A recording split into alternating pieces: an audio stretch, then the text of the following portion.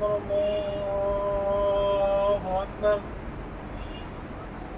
الله أكبر الله أكبر أشهد أن لا إله إلا الله أشهد أن لا إله إلا الله أشهد أن محمدا رسول الله أشهد أن محمدا رسول الله حي على الصلاة حي على الصلاة حي على الفلاح حي على الفلاح الله أكبر الله أكبر لا إله إلا الله.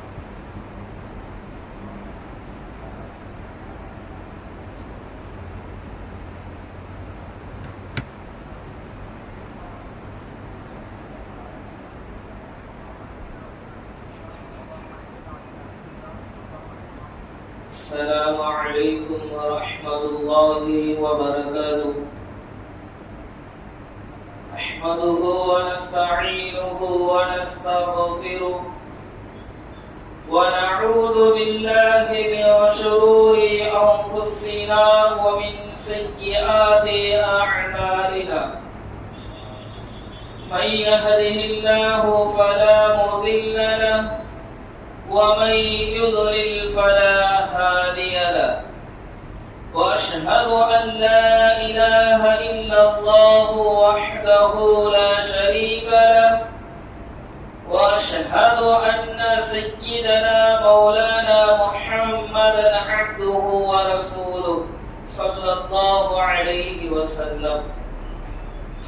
وقال تعالى في القرآن المجيد والفرقان الحميد بعد أعوذ بالله من الشيطان الرجيم بفضل بسم الله الرحمن الرحيم.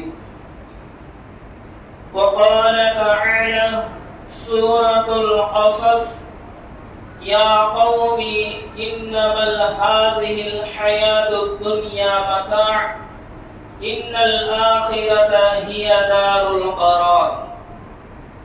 وقال نبينا صلى الله عليه وسلم الدنيا سجن المؤمنين وجنة الكافرين أو كما قال عليه الصلاة والسلام. قال رب اشرح لي صدري ويسر لي أمري واحلل عقدة من لساني يفقه قولي.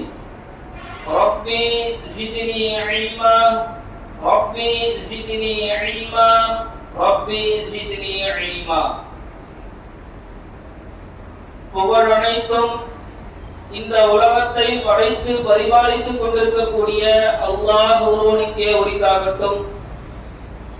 அல்லாஹ்வினுடைய சாந்தியும் சமாதானமும் ஈருலக தலைவர் ஹாத்தமுல் அம்பியா ஹுஸ்வத்துல் ஹஸனா சையதுல் அம்பியா முஹம்மதுல் முஸ்தபா ஸல்லல்லாஹு அலைஹி வஸல்லம் அவர்கள் மீதும் அவர்களுடைய குடும்பத்தார்கள் சஹாபாக்கள் தாபஈன்கள் தபஅ தாபஈன்கள் அவுலியாக்கள் நாதாக்கள் ஷஹதாக்கள் சித்திகீன்கள் குறிப்பாக இங்கு அமர்ந்திருக்கக்கூடிய நம் அனைவர்களின் மீதும் உலக முஸ்லிம்கள் அனைவர்களின் மீதும் அல்லாஹ்வினுடைய சாந்தி என்றென்றும் நின்று நிலவட்டுமாக. கண்மணி நாயகம் ஸல்லல்லாஹு அலைஹி வஸல்லம் அவர்களுடைய பெயரை கேட்ட மாத்திரம் ஸலவாத்துக்கள் மொழிய வேண்டும் என்ற உபதேசத்தோடு இந்த உரையை நான் ஆரம்பம் செய்கின்றேன். அன்பிற்கினியவர்களே, அல்லாஹ் சுப்ஹானஹு வ தஆலா அஷ்ரஃபுல் மக்லூகாத் சிறந்த படைப்பினமாக இந்த மனிதனை படைத்து அந்த மனிதன் இந்த உலகத்திலே வாழ வேண்டும் என்று சொன்னால் அவனுக்கு என்னென்னலாம் தேவையாக இருக்கின்றதோ அனைத்தையும் அல்லாஹ் சுப்ஹானஹு வ தஆலா ஒவ்வொரு நிலையிலும் ஒவ்வொரு மனிதனுக்கும் அந்த ரப்புல் ஆலமீன் கொடுத்து கொண்டு இருக்கின்றார். அதில் மிகவும் முக்கியமானது செல்வம். அல்லாஹ் சுப்ஹானஹு வ தஆலா சில மனிதர்களுக்கு அந்த செல்வங்களை அதிகமாக கொடுத்து கொண்டிருக்கிறான். சில மனிதர்களுக்கு அல்லாஹ் தஆலா குறைவாக கொடுத்து கொண்டிருக்கிறான். இதற்கு உதாரணம் சொல்லுவார்கள், ஒரு மனிதனிடத்துல செல்வங்கள் பெருகிவிட்டால் அவன் அல்லாஹ்வை மறந்து விடுவான். ஆகவே தான் அல்லாஹ் சுப்ஹானஹு வ தஆலா இந்த செல்வங்களிலே ஏற்றத்தாழ்வுகளை வைத்திருக்கின்றான். ஆனால் இந்த செல்வத்தினுடைய பேராசை, இந்த செல்வத்தினுடைய மோகம் இந்த காலத்தில் எப்படிப்பட்ட ஒரு நிலைமைக்கு நம்முடைய மனித சமுதாயத்தை கொண்டு வந்து விட்டது சொன்னால், சமீபத்தில் சென்னையில நடந்த ஒரு செய்தி. அல்லாஹ் சுப்ஹானஹு வ தஆலா யாருடைய காலின் கீழ் சொர்க்கம் இருக்கிறது என்பதாக சொல்லியிருக்கின்றானோ, யாரை திருப்திப்படுத்தவில்லை சொன்னால் அந்த ரப்புல் ஆலமீனை திருப்திப்படுத்த முடியாது என்பதாக கண்மணி நாயகம் ஸல்லல்லாஹு அலைஹி வஸல்லம் அவர்கள் சொல்லியிருக்கிறார்களோ, அப்படிப்பட்ட பெற்றோரை கொலை செய்யக்கூடிய நிலைமைக்கு இன்றைக்கு மனித சமுதாயங்கள் எல்லாம் இந்த செல்வத்தின் மோகத்திலே மூழ்கி கொண்டிருக்கிறார்கள். சென்னையில நடந்த ஒரு செய்தி, 1 கோடி ரூபாய் சொத்திற்காக ஒரு தாயையும் தன்னுடைய சகோதரனையும் கொலை செய்திருக்கிறார்கள். காரணம், அவர்கள் அந்த சொத்துக்களை விற்க வேண்டும் என்று கூறியிருக்கிறார்கள் சகோதரர்கள். இந்த கடைசி சகோதரனும் தன்னுடைய தாயும் வேண்டாம் என்று அவர்களிடத்தில் சொல்லியிருக்கிறார்கள். இதன் காரணமாக அந்த சொத்தை நான் அடைந்தே தீர வேண்டும், அந்த காசு பணத்தை நான் அடைந்தே தீர வேண்டும் என்ற நோக்கத்திற்காக அந்த காசினுடைய அந்த செல்வத்துடைய மோகம் மாத்திரமே அவர்களுக்கு முன்னால் நின்று விட்டது. இதன் காரணமாக அவர்கள் 2 சகோதரர்கள் ஆட்களை வைத்து தம்முடைய தாயையும் தன்னுடைய சகோதரனையும் கொலை செய்து விட்டார்கள்.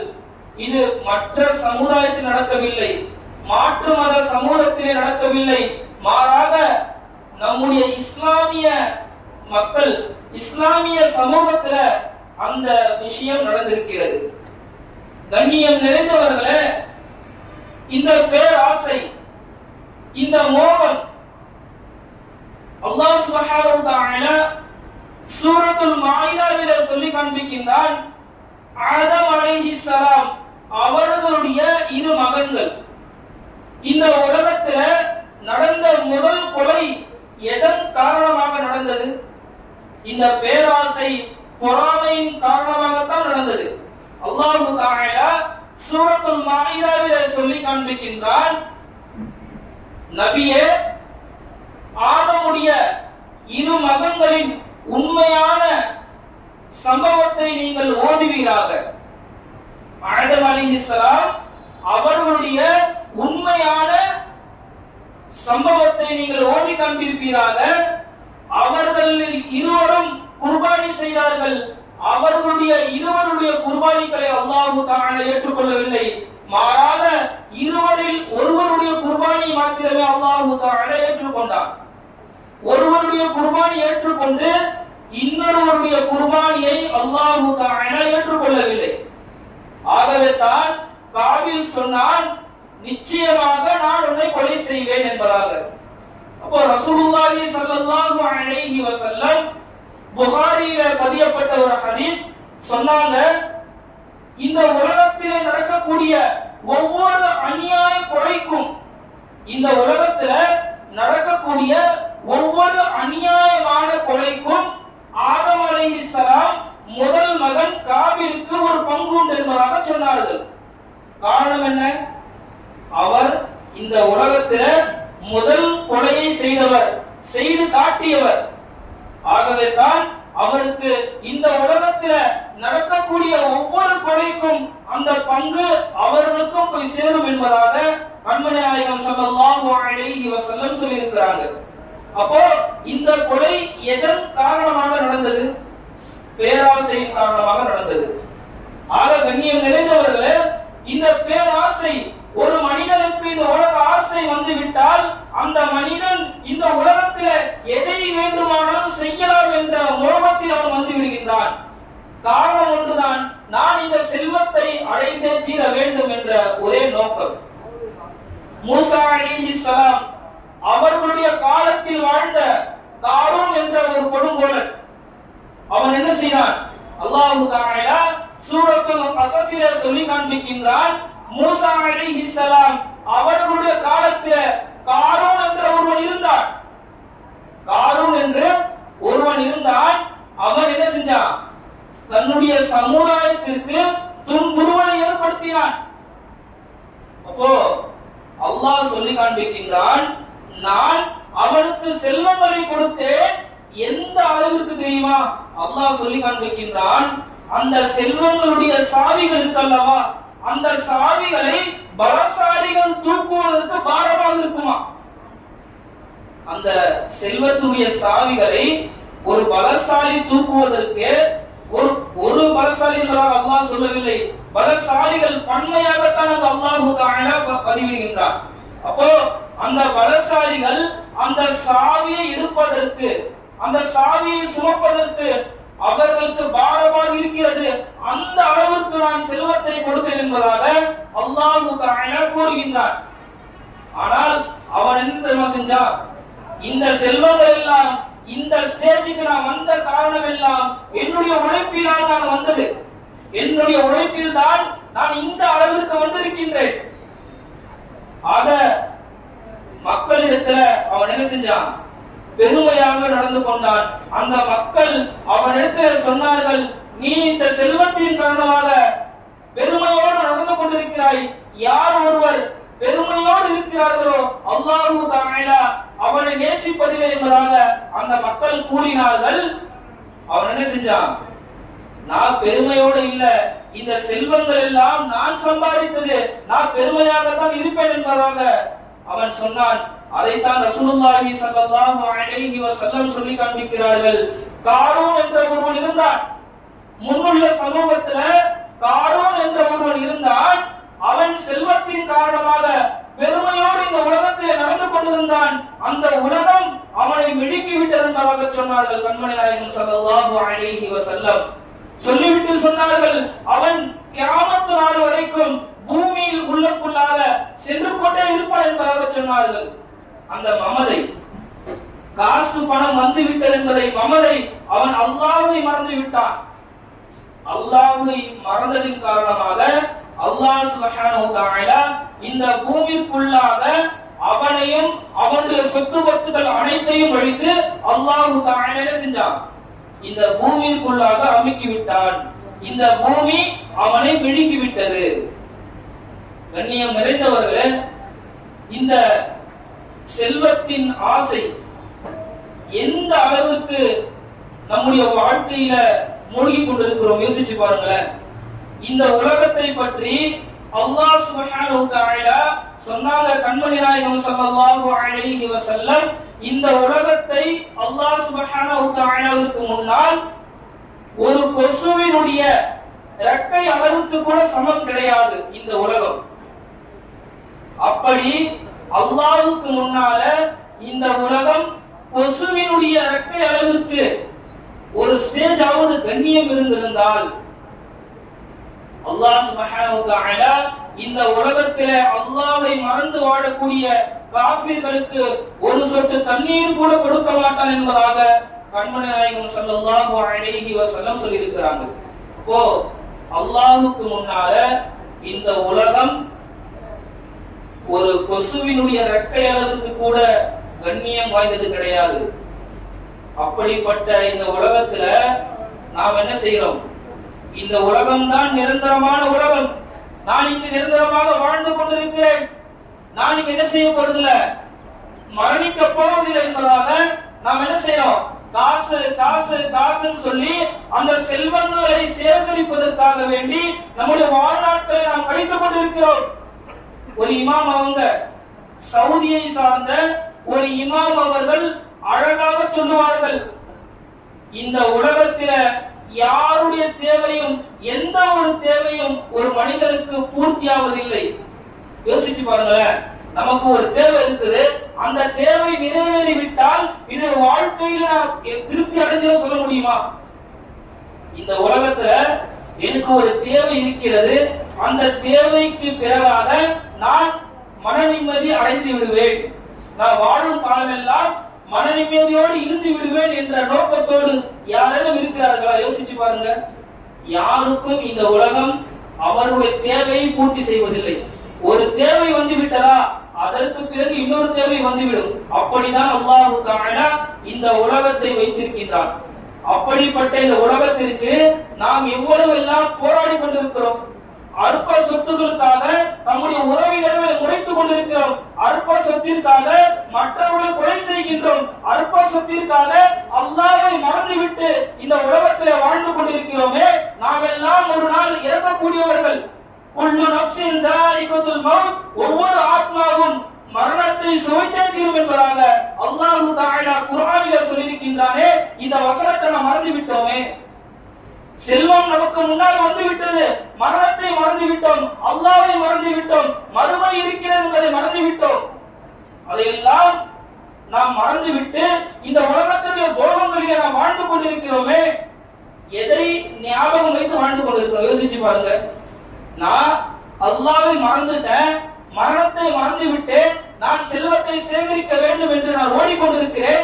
என்னுடைய மனசுல என்ன நினைச்சு கொண்டிருக்கிறப்போ, அல்லாஹ் இல்ல, நான் மரணிக்க மாட்டேன், நான் என்ன செய்வேன், லைஃப் லாங் மரணம் இல்லாமல் என்னுடைய வாழ்க்கையை நான் வாழ்ந்து கொண்டே இருப்பேன் என்று நினைச்சு கொண்டிருக்கிறோமா? கிடையாது. சொன்னாங்க ரசூலுல்லாஹ், நீங்க ஹதீஸ்களை எடுத்து பாருங்களேன், இந்த உலகத்தை பற்றி ஒரு சிலவும் இருக்காது. இந்த உலகத்தை புகழ்ந்து பேசியிருக்கிறாங்களா? சொன்னாங்க ரசூலுல்லாஹ். சொன்னாங்க, எப்படி தெரியுமா சொன்னாங்க ரசூலுல்லாஹ் ஸல்லல்லாஹு அலைஹி வஸல்லம், இந்த உலக வாழ்க்கை ஒரு மையத்திற்கு சமம். இந்த உலக வாழ்க்கை என்பது ஒரு நிழல் கூடாரத்தை போன்று. இந்த உலக வாழ்க்கை என்பது ஒரு டாய்லெட்ல இருந்து வெளியே வரதற்கு சமம். இப்படி எல்லாம் தான் ரசூலுல்லாஹி ஸல்லல்லாஹு அலைஹி வஸல்லம் இந்த உலகத்தை பற்றி பேசி இருக்கிறாரே தவிர இந்த உலகத்தை பற்றி ஆஹா ஓஹோன்னு பேசவே கிடையாது. நாம என்ன செய்யறோம்? அல்லாஹ்வை மறந்துவிட்டு, அல்லாஹ்வுடைய வார்த்தைகளை மறந்துவிட்டு இந்த உலகத்தினுடைய போகங்களிலே வாழ்ந்து கொண்டிருக்கிறோம். அதனால எல்லாம் இப்படித்தான் இருக்கிறோம், இபாதத்திலே மூழ்கி விட வேண்டும், சொத்துக்களை சேகரிக்க கூடாது என்பதாக சொல்ல வரவில்லை. அப்படி நினைத்துக் கொள்ள வேண்டாம். நாம் சம்பாதிக்க வேண்டும் இல்லை என்று சொல்லல. நம்முடைய சந்ததிகள் கஷ்டப்படாமல் இருக்கணும்னு சொல்லி சம்பாதிக்க வேண்டும் இல்லைன்னு சொல்ல கிடையாது. ஆனால் மற்றவர்களுடைய வயிற்றில் அடித்து சம்பாதிக்க கூடாது, மற்றவர்களை ஏமாற்றி விட்டு சம்பாதிக்க கூடாது, அல்லாஹ்வை மறந்து விட்டு சம்பாதிக்க கூடாது, அல்லாஹ்வுடைய மார்க்கத்தை புறக்கணித்து விட்டு சம்பாதிக்க கூடாது. இப்படியெல்லாம் நம்முடைய வாழ்க்கையில சம்பாத்தியம் இருந்தால், மற்றவருடைய வயிற்றில் அடிச்சுதான் சம்பாதிப்பேன், நான் அல்லாஹ்வை மறந்துதான் சம்பாதிப்பேன் அப்படின்னு சொல்லி நாம் இருந்தோம்னு சொன்னா அந்த செல்வத்திலே எந்த ஒரு பரக்கத்தும் கிடையாது. கண்ணியம் நிறைந்தவர்களே, அந்த செல்வம் என்ன ஆகும்? ஹாஸ்பிட்டலுக்கு எதனா ஒரு துன்பத்துக்கு தான் செலவாகும். அப்படிதான் அல்லாஹ் சுப்ஹானஹு வ தஆலா ஆக்குவான். ஏன்னு சொன்னா நாம் அந்த அல்லாஹ்வை மறந்து விட்டு அந்த செல்வத்தை சேகரிக்க வேண்டும் என்ற எண்ணத்தோடு நாம் ஓடிக்கொண்டிருக்கிறோமே. அப்படி இருந்தால் எப்படி அந்த ரப்புல் ஆலமீன் நமக்கு அந்த செல்வத்தினுடைய பரக்கத்தை கொடுப்பான்? யோசிச்சு பாருங்க. இன்னைக்கு எப்படி எல்லாம் இருக்கிறாங்க மக்கள். எங்களுடைய உஸ்தாத் அவங்க சொல்லுவாங்க, ஒருவரை அபகரித்து விட்டு நீங்கள் சொத்துக்களை வாங்கி விட்டீர்களா? ஒருவரை ஏமாற்றி விட்டு நீங்கள் சொத்துக்களை வாங்கி விட்டீர்களா? நீங்கள் வேண்டுமானால் தெரியலாம், நான் இந்த சொத்தை வைத்து நிம்மதியாக இருக்கிறேன் என்பதாக நாம் நினைத்துக் கொள்ளலாம். ஆனால் அந்த பாதிப்பு நீங்கள் வயிற்றில் அடித்து அந்த சம்பாதிக்கக்கூடிய அந்த சொத்துக்களுடைய பாதிப்பு என்ன ஆகும் தெரியுமா? 7 தலைமுறைக்கு பாதிக்கும் என்பதாக எங்களுடைய உஸ்தாத் அவங்க சொன்னாங்க. யோசிச்சு பாருங்களேன், நாம் என்ன செய்யறோங்க? அந்த சொத்தை ஒண்ணு அபகரிச்சுட்டோம். 20 வருஷம் இருப்போமா, 30 வருஷம் இருப்போமா? அதுவும் கேரண்டி எல்லாம் கிடையாது, யாருக்கும் டைமிங் எல்லாம் இல்ல. ஆனால் நாம நினைச்சு கொண்டு இருக்கிறோம், நான் மவுட்டாவது வரைக்கும் என்ன செய்வேன், நல்லபடியா இருந்துட்டு போயிடுவேன், இந்த சொத்து எனக்கு வந்துருச்சுன்னா நிம்மதியா இருப்பேன்னு சொல்லி நாம நினைத்துக் கொண்டிருக்கிறோம்.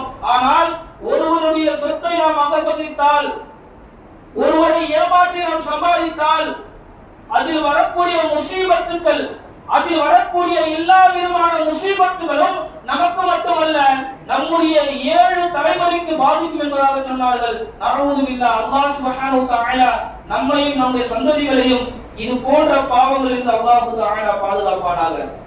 கண்ணியம் நிறைந்தவர்களே, இந்த உலக வாழ்க்கை சொற்பமான வாழ்க்கை தான், யாருக்கும் நிரந்தரம் கிடையாது. 60 அல்லது 70 ஆண்டு வாழ்க்கை மாத்திரம்தான். சொன்னாங்க ரசூலுல்லாஹ் ஸல்லல்லாஹு அலைஹி வஸல்லம், ஆதமுடைய மக்களுக்கு 2 தங்கத்தால் ஆன பள்ளத்தாக்குகளை கொடுத்தாலும் அவனுடைய நப்சு என்ன செய்யும், 3வது ஒரு பள்ளத்தாக்கு இருக்காதா என்பதை யோசிக்கும் என்பதாக கண்மணி நாயகம் ஸல்லல்லாஹு அலைஹி வஸல்லம் சொன்னாங்க. அப்போ ஆதமுடைய மகனை, அவனுடைய வயிற்றை நிரப்பக்கூடியது அவனுடைய கபருடைய மண்ணுதான் என்பதாக சொன்னாங்க. ரசூலுல்லாஹ் சொல்லிட்டு போயிட்டாங்க. எல்லாமே ஆதமுடைய மக்கள் எப்படி இருப்பாங்க என்பதை எல்லாத்தையும் சொல்லிட்டு போயிட்டாங்க. ஆனால் எல்லாமே நமக்கு கண்ணுக்கு முன்னால் இருக்கு. ஹதீஸ் இருக்கு, குர்ஆன் இருக்கு, எல்லாமே நம்முடைய கண்ணுக்கு முன்னால் இருக்கு. நாம் என்ன செய்யணும்? அதையெல்லாம் எடுத்து அதை போன்று அமல் செய்ய வேண்டும். நான் சம்பாதிக்க வேண்டும் இல்லை என்று சொல்லவில்லை, யாரையும் ஏமாற்றி விட்டு சம்பாதிக்க கூடாது. நான் இந்த உலகத்தில் நிம்மதியாக வாழ வேண்டும், வீடு கட்ட வேண்டும் என்ற எல்லா ஆசைகளும் எல்லா மனிதனுக்கும் இருக்கும், இல்லை என்று சொல்லல. ஆனால் நான் அதை சம்பாதிக்க வேண்டும் என்று சொன்னால் ஒருவனுக்கு என்ன செய்யணும்? துன்புறுத்தி தான் ஆக வேண்டும் என்று சொன்னால் அந்த சொத்து தேவையில்லை. ஒருவருடைய வயிற்றை அடித்துதான் இதை நான் சம்பாதிக்க வேண்டும் என்று சொன்னால் அந்த சொத்து எனக்கு தேவையில்லை. என்னுடைய உறவுகளை முறித்துவிட்டு தான் நான் இங்கு வாழ வேண்டும் என்று சொன்னால் அந்த இடம் நமக்கு தேவையில்லை. கண்ணியம் நிறைந்தவர்களே, யோசிக்கணும். நாம் எல்லாம் சம்பாதிக்கக்கூடிய பிள்ளைகள். ஒவ்வொரு ஸ்டேஜுக்கும் நாம் என்ன செய்வோம்? மேலும் வளருவோம் இன்ஷா அல்லாஹ். அந்தந்த ஸ்டேஜ்கள் எல்லாம் வரும்பொழுது இஸ்லாத்தை நினைவு கூறுங்கள். நம்முடைய இஸ்லாம் எப்படி சம்பாதிக்க சொல்லுது? நான் இன்னைக்கு நல்ல ஒரு ஜாப்ல இருக்குன்னு சொன்னா அந்த ஜாப்ல இருந்து யாருக்கும் நான் துன்புறுத்த கூடாது. அந்த இஸ்லாம் இந்த வழிபாடுகள்ல எப்படி இருக்க வேண்டும் என்று கற்று தருகிறது. இந்த இஸ்லாம் நான் ஒரு நல்ல வேலையில் இருக்கிறேன், அந்த வேலையில எப்படி நடக்க வேண்டும் என்று சொல்கிறது. அதை போட்டுதான் என்ன செய்யணும்? நாம நடக்கணும். அப்படி இல்லைன்னு சொன்னா நமக்கு இந்த உலகத்துல கண்ணுக்கு முன்னால தெரியும், நான் இவ்வளவு சம்பாதித்து விட்டேன், நான் காரு வச்சிருக்கிறேன், பங்களா வச்சிருக்கிறேன், எல்லாமே வச்சிருக்கிறேன்னு சொன்னாலும் அந்த காசு பணங்கள் நமக்கு எந்த ஒரு மன நிம்மதியும் கொடுக்காது. ஹாரூன் ரஷீத் சொல்லக்கூடிய மிகப்பெரிய ஒரு அரசன் இருந்தான். அவன் கடைசி நேரத்துல எல்லாரையும் பார்த்து, அவருடைய கடைசி நேரம் சகராத்துடைய நேரத்துல எல்லாரையும் பார்த்து சொன்னான், குர்ஆனுடைய வசனத்தை ஓதி காண்பித்தான். மா அக்னி அன்னி மாலியா, என்னுடைய செல்வம் எனக்கு பயனளிக்கவில்லை. ஹலக அன்னி சுல்தானியா, என்னுடைய ஆட்சி அதிகாரம் எல்லாம் அழிந்து விட்டது என்பதாக தன்னுடைய அமைச்சர்கள் எல்லா இடத்திலையும் பார்த்து ஒரு அரசன் சொன்னானாம் இந்த வார்த்தையை. மேலும் ஒரு அரசன் இருந்தான், அவன் சொன்னானாம், நான் இறந்து விட்ட பிறகு, அந்த அரசன் எப்படிப்பட்ட அரசன் தெரியுமா? பல நாடுகளில் ஆட்சி செய்த ஒரு அரசன்.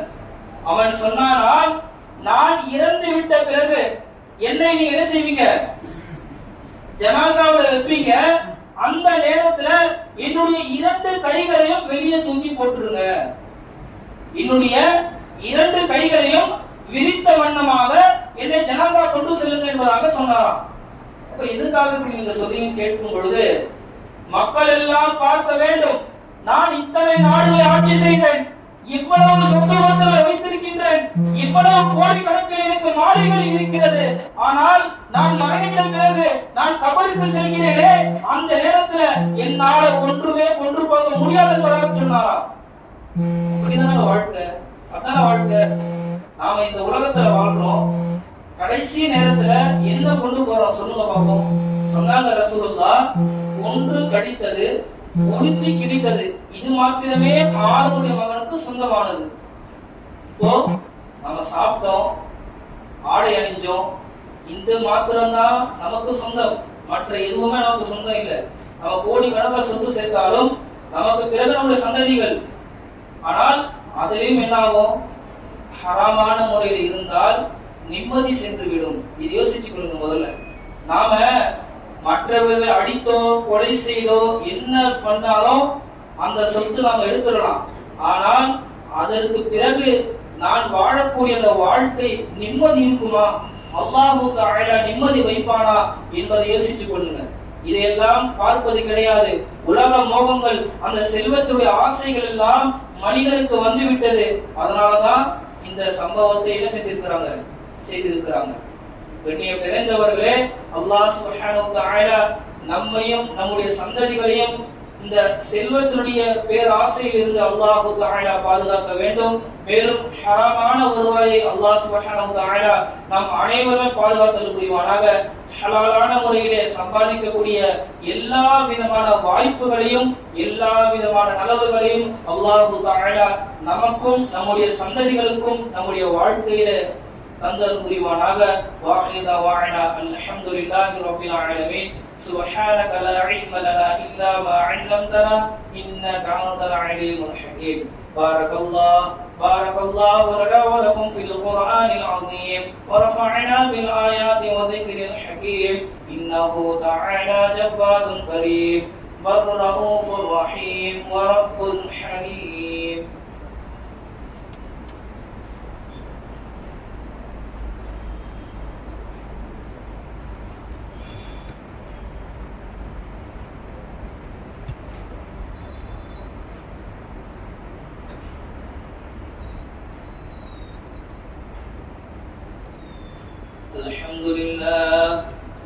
الحمد لله نستعينه واستغفره ونعوذ بالله من شرور أنفسنا.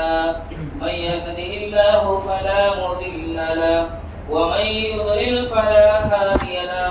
وأشهد أن لا إله إلا الله وحده لا شريك له.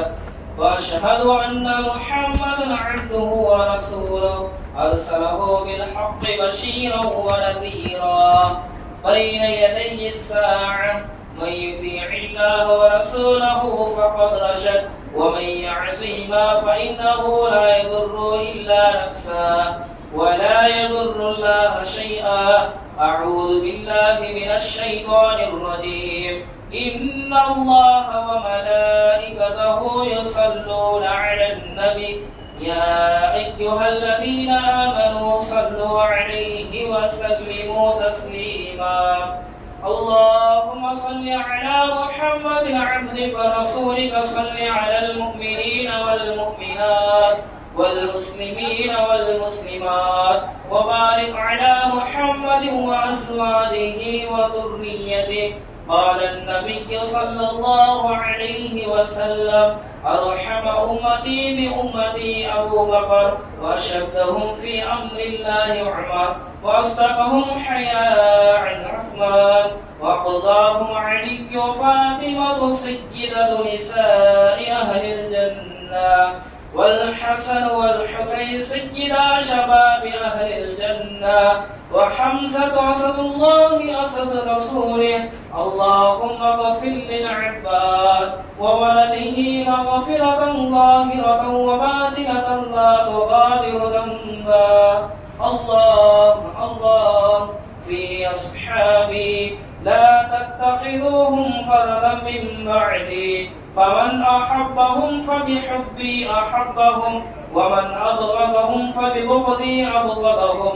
وخير أمتي قرني ثم الذين يلونهم ثم الذين يلونهم وسلطان ظل الله في الأرض من أهان سلطانه الله في الأرض أهانه الله إن الله يأمر بالعدل والإحسان وإيتاء ذي القربى وينهى عن الفحشاء والمنكر والبغي يعظكم لعلكم تذكرون فاذكروني أذكركم واشكروا لي ولا تكفرون